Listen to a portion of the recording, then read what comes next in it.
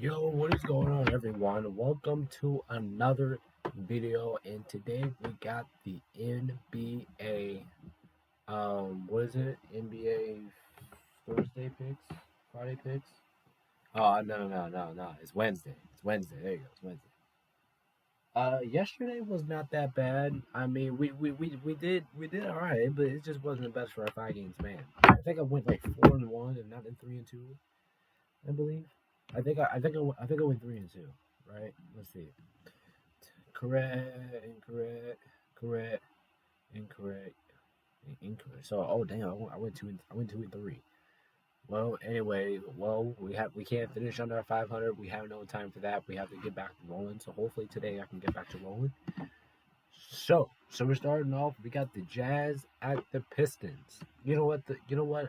I expect Utah to win this game, and they did. Their starters did most of the work. You can see their bench didn't really do anything. Besides basically with 15.7, with 17 points and 7-15 on the field. I mean their bench was like really productive, even though they didn't really put up a lot of stats. So this is one of those games that their bench has really produced its stats, even though they don't really think they really done anything. Meanwhile, for the Utah Jazz, only marking in 38 points, 32 with 20 from the field. I swear he could be an All-Star this year, and I wouldn't be surprised if he is. Jordan Clarkson, 21 points, 7-15 from the field as well. Running bell with 7-13 from the field, 18 points.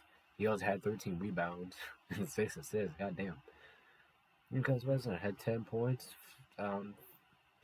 so 5 for 7 from the field, pretty efficient, and also had 9 rebounds and 2 blocks. I mean, this Utah Jazz team deserved to win. They deserve to win this game. Meanwhile, for the Pistons, it wasn't that bad of a showing with them either. I mean, even though they lost, but they really played hard this entire game. They Navi with 30 points. Oh my gosh, shot 10 for 14 from the field. That's very efficient. Donovan, he was only held to 15 points, shooting 5 for 13 from the field, and also 2 for 6 in 3-point range. That's kind of a concern. Well, a little. Hangley with 4 for 6 from the field, 10 points. Ginger Burks with 10 points, 3 for 5 from the field. I mean, the Pistons, they did not do that bad, even though their record really shows that they're bad. The Pistons, they've been playing some good competitive basketball, and that's what we like to see from Detroit. But the Jazz, this was a good win for you, and I think you need to get right back on track. Next game we got was the Bulls at the Heat. Miami, you lost. You actually lost. Well, this is the reason why you lost. Because you allowed three 20-point scorers. Zach LaVine, 7 for 13 from the field, 21 points. Nikola Vucevic, 13 for 17 from the point, 29 points.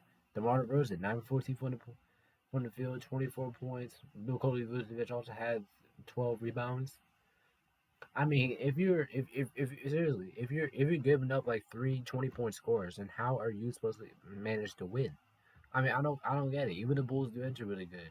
Derek Kobe White, 14 from 23, 3 for 10 from the field, and also had a turnover. Damn. Meanwhile, the Bulls bench, you can see they didn't really do shit. But the Bulls, this team deserved to win because Miami's defense was actually not that good in this game. Sure, they allowed 113 points, but like I said, they allowed three 20-point scores, and when you do that, you're most likely not gonna win. Meanwhile, for the Heat, Jimmy Butler was out, which really cost him here, which caused Bam Adebayo to basically do most of the work here. He had 12 and 15 with the field, 27 points. Tyler Hero, he only had 19 points, shot only 7 16 from the field, and only shot 4 for 11 from 3-point range. Tyler Hero kind of had like a little off day. Victor Oladipo, he's back in the starting lineup, 4 for 13 from the field, 14 points, and a couple of rebounds. He was very productive. Besides that, the Heat's bench only got one help from Duncan Robinson, 4 for 12 from the field, all of them in 3-point range. He only dropped in 13 points. So that's basically Miami's bench. And like I said, Miami lost because they allowed 20-point scores. Next up, we got was the Warriors at the Knicks. God damn, Knicks, you didn't have to kick their asses that bad. I mean, come on, the Warriors didn't really do. The Warriors didn't really do shit in this game. Klay Thompson only had 11 points. What the fuck? We all know what Klay Thompson can do in him. And once he actually gets good, but right now he's not producing what he needs to be doing. Right now, especially without Stephen Curry, he needs to be producing. Jordan Poole continues to lead that team in scoring without Stephen Curry, 26 points, 8 for 18 from the field. And Moody, 11 points, 4 for 9 from the field. I mean, this Warriors team is just simply not good without Stephen Curry. Sure, they're defending champions, but don't be like the Rams. Do not be like one of those disappointing championship teams we've ever seen in sports history. Don't be like that. All right. Meanwhile, Jonathan Kaminga came off your bench and got you 13 points. That's acceptable. Even this guy right here, Jones, 5% from the field, 11 points. He was very productive. But besides that, the Warriors defense was awful in this game. As you can see, them allowing 132 points, which is unacceptable for a championship team defense. I mean, go on, just look at it. Julius Randle, 5 for 12 from the field, also had 15 points. Jalen Brunson, 7 for 16 from the field, 21 points. RJ Barrett, 18 points, 8 for 19 from the field. And just look at that Knicks bench. You you got him quickly shooting 60% from the field, have multiple rebounds and 22 points as well. Also, you got Big Brad, 10 points, 4% from the field, also shooting 2 for 5 from 3-point range. I mean, the Warriors just simply got their asses kicked here. I was not expecting them to get their asses kicked, but they did. And the Warriors continued to be shit on the road. Next up we got was the Wizards at the Suns. This game was very good, but I'm surprised Phoenix lost. You know what? Kyle Kuzma did really good. He did 10 19 from the field goal, shooting 50% 3-point range, and had 29 points. Bradley Beal helped him out with 27 points. Bradley Beal made 11 for 14 from 3-point range, but he only shot 8 from 20 from the field. And the Wizards, like I said, they don't really have anybody on their bench, so it's kind of acceptable that they're not really doing anything right now for the moment. But this was a good win here for Wizards, and I'm pretty sure they needed it to get back on track. Yeah, the Wizards, they really needed this win, and also look, I don't know what his name is. Also had 10 rebounds. Meanwhile, for the Phoenix Suns, they played well and they played bad in this game. I mean, they were down big and then they came back and then they just fell short. DeAndre Ayton, 30 points, 12 for 20 at the field. That's what you need from your big man. That's exactly what you need. Also, 13 rebounds. That's exactly what you need from him moving forward. Chris Paul, 12 points, only shot 3 for 11 from the field, and only shot 3 point attempts. I'm kind of concerned about that a little. But he did have 11 assists, so it is Chris Paul. Damian Lee, he only had 2 points, one for 12 from the field. I expected a lot more offense from him. Like I said, Mikal Bridges, he only had 10 points, shot 4 for 11 from the field, 1 for 4 from 3-point range, so he kind of got shut down as well. And he only went to the line 2 times, which is something we don't see every day. Meanwhile, looking at the Suns bench, Landry Shamet got 31 points off that bench. It's probably the highest point differential bench we ever seen. 10 21 on the field, and also shooting 9 for 16 from the 3-point range. This man's a knockdown shooter. Also, PJ Washington Jr., 4 for 8 from the field, 10 points. Not bad. I mean, this Suns bench is really good, but it's just the Wizards that just came in through and they wanted to win, so they did.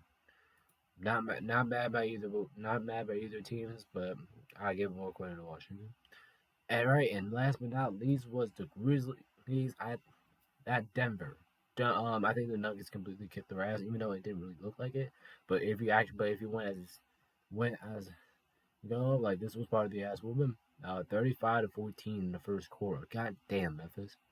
I mean, Jaren Jackson Jr. only had 8 points, 3 for 6 from the field. That's a problem. John Morant though had 12 for 26 on the field and 35 points.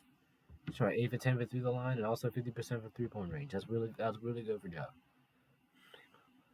Meanwhile, your bench I thought would be more productive in this, but it was not. Brandon Clark led your bench with 10 points. I'm surprised Memphis Grizzlies only scored 91 points because that's something you really don't see every day on the Memphis Grizzlies. But it's a road game, so it's kind of understandable. Well, it wouldn't be understandable if they were at home and only had 91 points. Meanwhile, for the Denver Nuggets, this looked like a blowout from start to finish, but it really wasn't. Aaron Gordon got 24 points, 9 for 16 from the field, 1 for 20 from the field. Luckily, I picked you up in fantasy. So Bruce Brown, 16 points, 6 for 15 from the field, shot 1 for 4 from the field. Contagious Couple Poe, 12 points, 5 for 11. I'm still figuring out why the Lakers traded him in the first place. And then Bones Highland came off your bench, had a good day, 4 for 15 from the field with 12 points.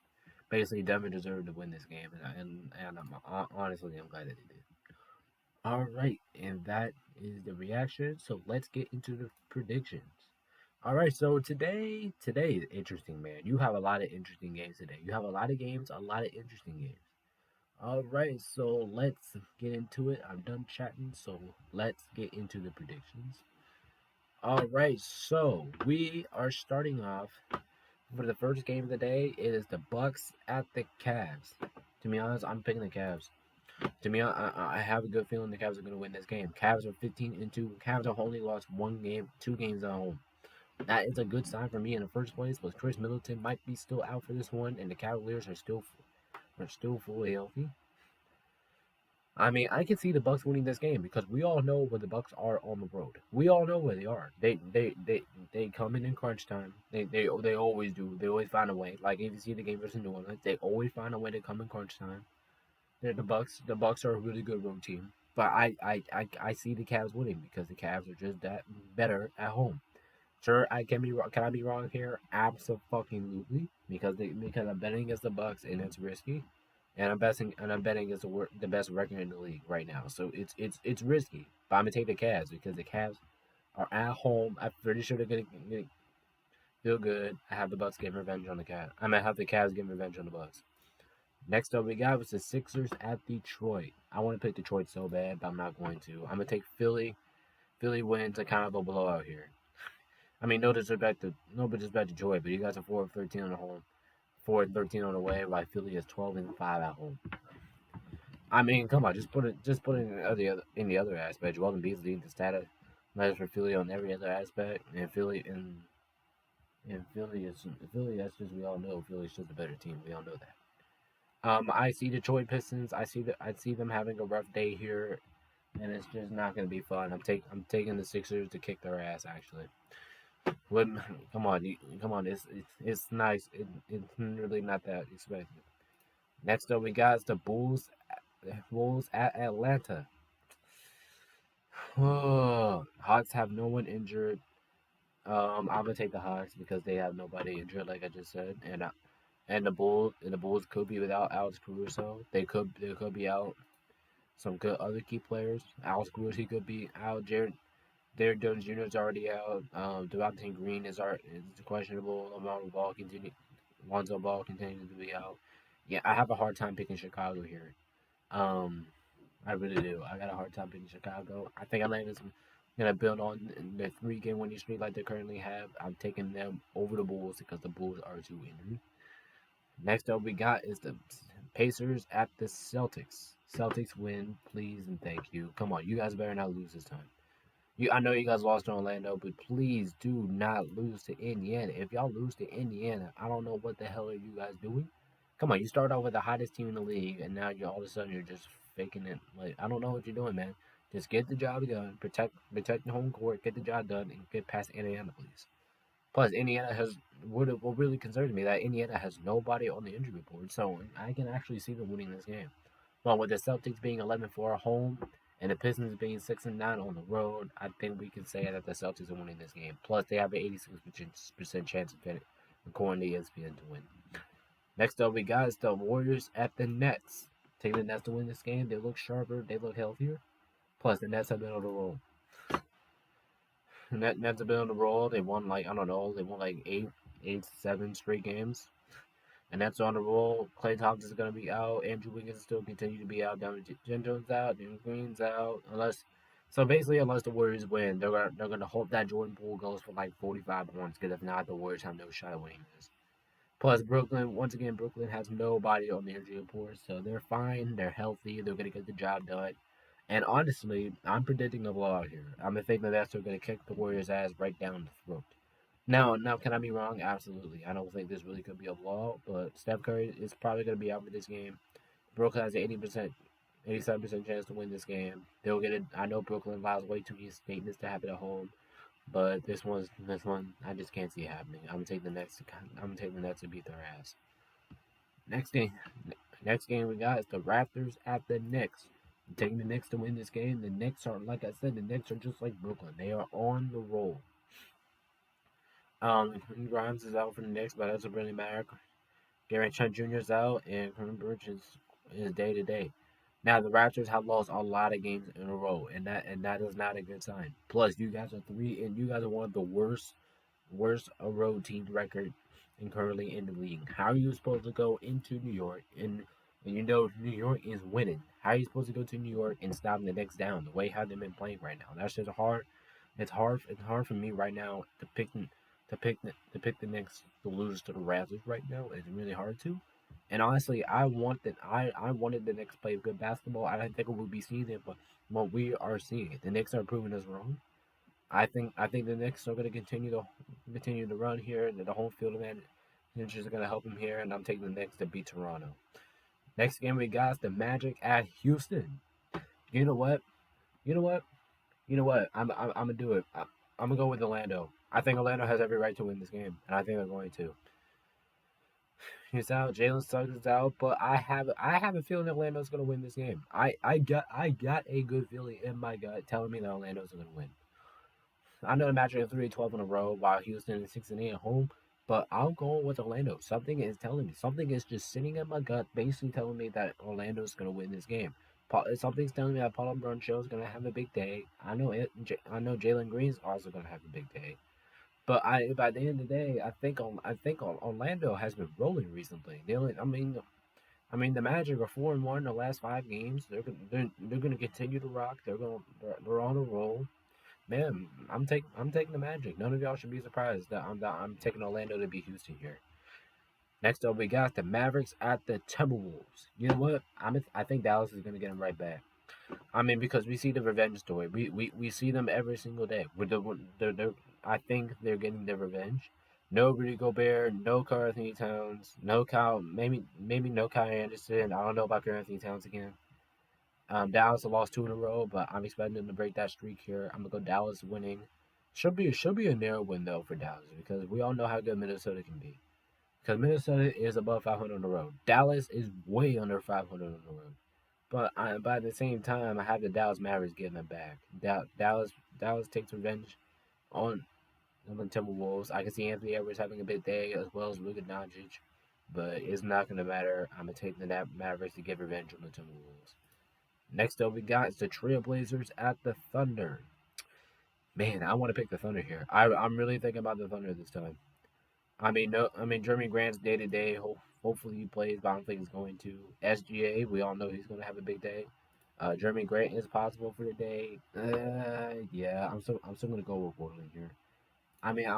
Seriously, when I say I want to pick the Trailblazers here. I really want to, but I'm not going to. I mean, can I be wrong? Absolutely, absolutely. The Thunder, to me, they're a very underrated basketball team. But the Trailblazers, they've been actually not that bad on the road. They've been 10-8. I think the Trailblazers can get the job done at OKC. I'm very most likely to be wrong here, but I'm gonna go with the Trailblazers. Something I just trust them. I just trust them a tiny bit more. Next up, we got the Lakers at the Kings. I might take the Kings to win this game. New though, because the Lakers are too injured, man. I don't like the Lakers here. LeBron James, hopefully he returns to this game, but I don't think he's going to. I mean, who knows? I think I'm really hoping on LeBron to return because we all know the story. If LeBron James and Anthony Davis is out, I don't have the Lakers winning a game. Seriously, we all seen the Lakers without LeBron and AD and Westbrook. We all seen it. Basically, if none of these three are in the game, then how the hell are the Lakers supposed to generate offense? Yes, LeBron James is probable. Okay, that's good. That's a great sign. We need it, but I don't think the Lakers are gonna have enough firepower for them to win this game. I just don't see it. Austin Reeves is doubtful. Reeves is also doubtful. So now let's check the status on Westbrook. If Westbrook's in the game and if Westbrook's playing, I can see the Lakers winning this actually. But I'm gonna go. Nah, it don't matter. Kings been playing good basketball. I know the Kings just lost. I think the Kings are gonna bounce back and beat the Lakers. All right, Lakers, prove me wrong. Prove me wrong like you did last time I didn't pick you. All right, in the last game we got the Hornets at the Clippers. I'm going with the Clippers to win this game. They look better. They look healthy as a unit. They just look better and they just look healthier as a team. I mean, come on, no, still maybe no Paul George. Dennis Smith Jr. is out. Terry Rozier is day to day. Um, Paul George is still questionable. It still doesn't matter as long as you have Kawhi and and you have basically most of your team, most of your offense, I'm pretty sure the Clippers can win this game. I mean, I wouldn't be surprised if the Hornets won because Bella Ball looks to be cooking again. The Hornets team looks like to be going to come back. But I gotta pick the Clippers. They're just a better team. Plus, we're 10-7 at home, while the Hornets are 4-12 in a row, which is gonna be hard for me to pick. Hard for me to pick the Clippers here. So, I mean, hard for me to pick the Hornets here. So I'm gonna just go ahead and take the Clippers to win this one in like a very good scenario win for the Clippers. All right, and that is my Week 10 NBA Wednesdays picks. Let me know if you agree or disagree in the chat. Make sure you go check out my video I'm gonna put out here in a couple minutes. My Week 16 NFL predictions, and I'm gonna make a very long video because I'll be out for a cruise tomorrow. I'm gonna be leaving here tomorrow, so I am going to do a video of predicting NBA games from tomorrow all the way down to January 1st or something like that. And then when we come back, hopefully it's my first YouTube video. I predict my NBA when we do the Super Smash Bros. Playoffs. If not, I'll stream it on Twitch. But anyway, thank you guys so much for watching this video. Peace out, and we will see you in a little bit.